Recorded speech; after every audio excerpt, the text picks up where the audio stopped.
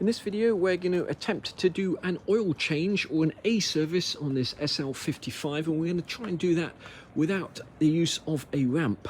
There are quite a few YouTube videos on the same subject, but none of the ones I've seen actually show all the steps with all the correct parts. The first thing you have to do is make sure your car is level and the oil is warm. When you change it, you'll get more oil out and it'll be much quicker. You need to make sure that you use the right sort of filter for an SL55. If you simply go along to eBay or Amazon or some parts stores, they may sell you a Bosch filter, they may sell you a Phoebe filter, but these filters are paper filters, and what you need for an R230 is a fleece-lined filter.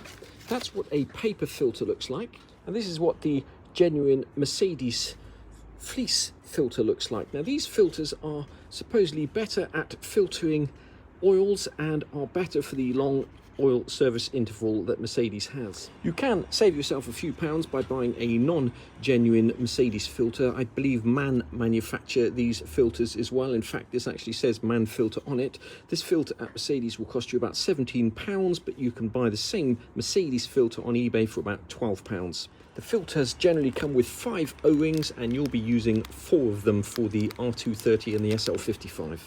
The correct oil to use on the SL55 is 0W40. Now, this is Mercedes AMG oil. You could also use Mobil 1 oil, but this actually works out slightly cheaper, and we will give you the source for both of these at the end of the video if you want to save yourself a few pounds. A handy way to remember what the numbers actually mean is the W stands for winter, and the first number, 0W, is how thick the oil is when it's cold, i.e. in winter or at a cold start, and the lower the number, the thinner the oil. So 0W is about the thinnest oil you can get, and that is what you want for a high performance engine, because you want that oil to get to the parts that need it quickly on a high performance engine, because you may be doing a racing start even when the engine is cold. The 40 is a measure of the thickness of the oil at operating temperature.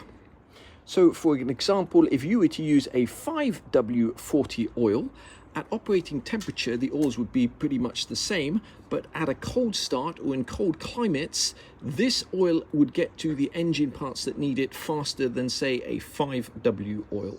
When you come to change the oil on an SL55, it has 2 drain plugs. So you will need 2 crush washers, and Mercedes specified that you should actually change the drain plugs as well. And you'll notice that the drain plugs have that yellow compound on, which is a special sealant. So if you are doing an oil change on an SL55, Mercedes do specify that you change the drain plugs as well as the crush washers. The SL55 looks almost identical to the 500 SL and the 350 SLs, but there is big differences in these cars, not just in the performance. First of all, this car takes a different quantity of oil. This takes 8.5 litres of oil as opposed to 7.5 litres of oil for the standard SL500. And secondly, this has 2 oil pans because of the supercharger, whereas the R230 SL500 only has 1 oil pan.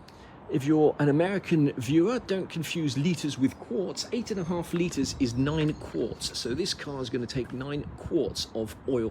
It is common for high-performance cars to use oil over a period of time, and in fact, if you're driving something like the SL55, the AMG, you should check your oil regularly, both on the dash and also using a special dipstick. If you're going to do an oil change, my advice would be to let the car sit for 25 minutes if the oil is warm, and then use the dipstick to measure the level of the oil. Now, generally speaking, you can choose whether to suck the oil out the car via the dipstick tube or drain it out the car via the oil pan, and there are pros and cons of each. In the context of the SL55, there are 2 drain pans, and you won't be able to suck the oil out of the car. You'll need to drain it via the drain pans. So enough about the theory, let's get on and actually see if we can change the oil on this car. I've never done it without a ramp, so I hope this isn't going to be the last video I ever make. I'm going to use the jack to raise the car up, and then I'm going to use axle stands under the jacking points. We're going to start off by using the dipstick to measure the level of the oil before we take any oil out the car. The dipstick has numbers on one side, and when you put the dipstick in, those numbers should be facing the windscreen. If you do it the other way around, you may get an incorrect reading, because as you extract the dipstick, you tend to smear oil up the back end of it. Just remember that when you use the dipstick, it doesn't go in all the way. Don't force it. That oil is just at about 130 level there. You'll notice if you turn the dipstick round and you were to use that, the oil on the back of the dipstick comes up to about the 150 level. Before you raise the car up and drain the oil out, my advice would be to take this section of the engine cover off. You're less likely to pour oil all over it if you do. Take the dipstick plug out and also the oil cap off, because that will help the oil drain faster. If you've never taken this section off before, it's just held on by clips here and it just pulls straight up. Next, we're going to jack the car up, drain the oil out, put in new sump plugs and washers, and then we're going to come and change the filter, and then we'll top the oil up through here.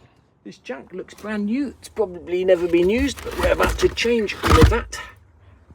If you still have the original Mercedes toolkit, you'll find a little handy screwdriver which we're going to use to pop out this plastic cap here. You may find when you're jacking the car up that the alarm goes off, so it's an idea to have the keys on you when you do it, so you can turn that alarm off.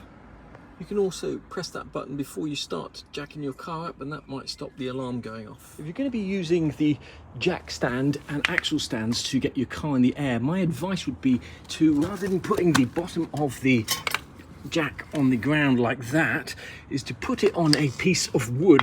Not only will you avoid scratching the paint off the bottom of that, but you'll also allow the car to raise further up, because what often happens is you'll find you're not quite high enough to get the ratchet on here, so it's better off to start off putting something underneath that. First off, we're going to take off the under trays. Now, anytime we come across rusty fixtures and fittings like this, we're going to be replacing them, and I'll show you the part numbers that you'll need. This front pan is just held on by these 4 bolts with captive washers. The rear pan is held on by 6 bolts, 2 here, 1, 2, and 2 in the middle. When we changed the transmission pan and did the transmission oil service, I noticed that these clips here were really rusty, so we're just going to change those as well while we're here. Similarly, these clips here, they're rusty. While we're in here, we might as well change them. These clips here are Phoebe part number 47816. It's much cheaper if you get them from Phoebe or Febby than if you get them from Mercedes, but basically they're the same thing. We're going to start off undoing the rear sump bolt first. It's a 13mm sump bolt. It should be torqued to 30 Newton meters. Now, this really comes shooting out at some speed, so you need to put the oil pan back quite far. I'm going to actually lift the pan up. Just have a look at the arc of that oil. Most people end up getting most of it on the garage floor, not realizing that that is going to come out. You do have to be a little bit vigilant, because obviously as the oil comes out, that arc will change.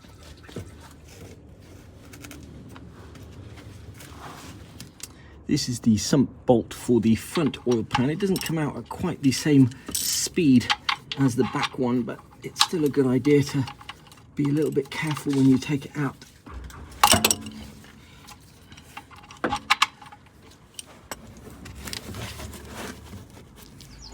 There's much less that comes out the front, especially if you have the car jacked up at the front and not level.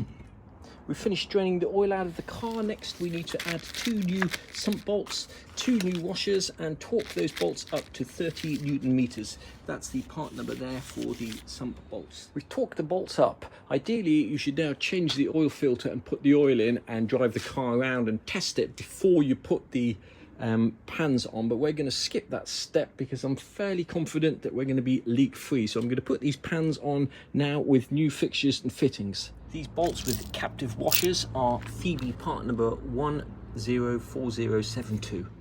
I know it's not something you'll ever see, but it is a good habit to get into, to replace these rusty fixtures and fittings before they get so bad that you can't ever unscrew them, and what should be a 5-minute job turns into something much worse.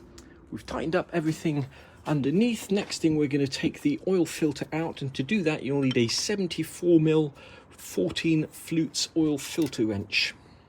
A great thing about this generation of Mercedes is that you can change the oil filter without climbing under the car. It is a good idea to give this a clean out with a lint-free cloth.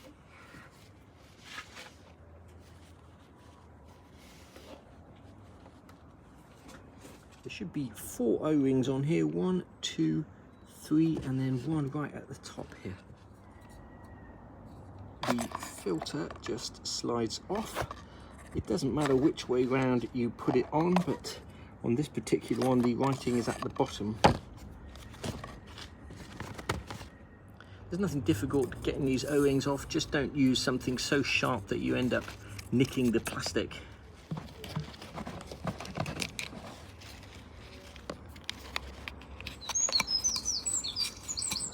Before you put the O-rings on, remember to lubricate them with some fresh oil. Notice these are much springier than the ones that came off. And then the last little one on the end there. So that's 4 O-rings, and you'll have 1 spare which is the same size as that. Next up, you just need to slide the oil filter on. Now, this oil filter from Mercedes doesn't have the 2 black marks on it. If yours does have the 2 black marks, you've got to make sure that it's actually seated properly. It's quite easy to not get it in far enough. If you are going to be doing this for any length of time, my advice would be to cover that hole, because you do not want things falling into your engine. So this is going to be torqued to 25 Newton meters. After you've changed the filter, you just need to let the car down so it's level again, and then you can start filling it up with oil. We've put 7 litres in, and we're at about just under 120. We're going to put another ½ litre in and then measure it on the dipstick again. We've put 7 litres in, measured it on the dipstick. I'm now going to just turn the ignition 2 clicks, and then I am going to measure the level of the oil.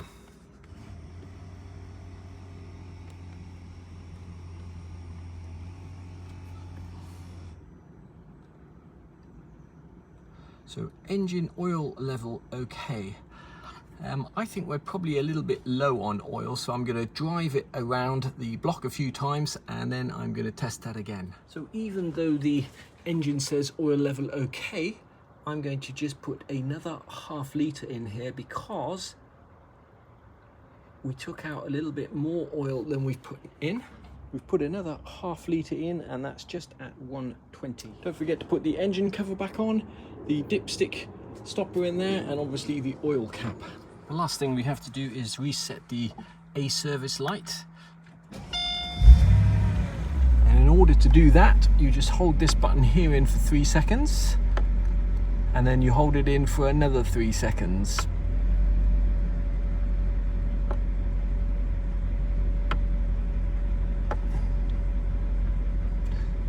There we go. Now, if for some reason that didn't work, which it didn't work when we did it just now, you're going to have to use a scanner and reset the service light that way. To change the oil interval via a scanner, you need to go into instrument cluster with maintenance display, and then you need to pick the year of your car. Okay, you need to go into assist settings. It's not actually easy to find where you need to go. Once you're in this section here, we're going to go days since last oil change, and then we're going to go F3. 1018 days. I don't think that's correct. We are going to change that. We're going to put a 0 in there, and then we're going to press enter. Okay, and the other thing we're going to change is this distance driven since last oil change. We're going to go F3. We're going to change this to 0 and then go enter. Okay.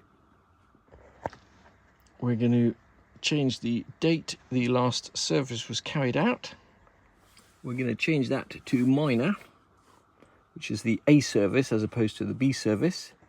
Well, that should be everything we need to do. We can now turn the car off, restart it, and see if that error message is gone, or that warning service exceeded message is gone. Here's the moment of truth. And there we go, no more error messages on the dash or service warning messages on the dash.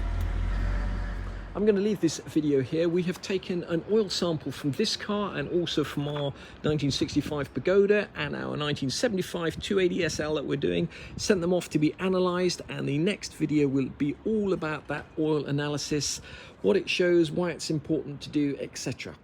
We got our genuine Mercedes oil filter off eBay from these guys here. It wasn't the fastest delivery I've ever seen, so do allow a few days for delivery if you're planning on doing this job. We bought 10 times 1 litre of genuine Mercedes AMG oil off eBay from these guys here, Smith & Allen. These were cheaper than anyone else we could find, just £80 delivered.